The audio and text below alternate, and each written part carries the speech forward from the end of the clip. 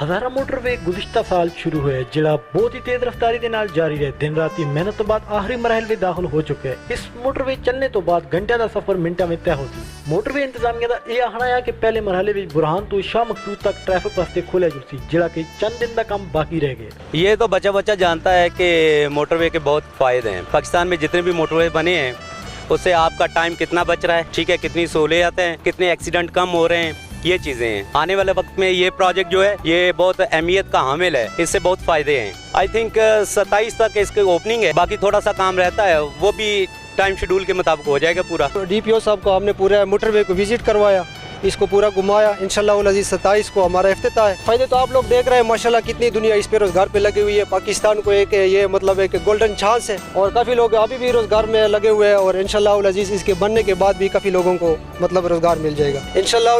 हम नेक्स्ट यानी कि आफ्टर 3 डेज में 43 या 45 किलोमीटर हम दे रहे हैं।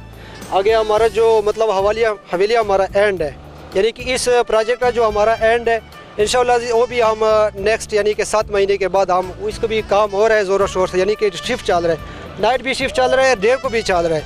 तो इंशाल्लाह हमारा कोशिश है कि 7 महीने के बाद वो भी हमें कंप्लीट इंशाल्लाह NHO को दे रहे हैं। बहुत ज़बरदस्त अच्छी क्वालिटी का काम कर रही है ZK भी, और इससे जो है GT रोड पे जो रश है वो कम हो जाएगा।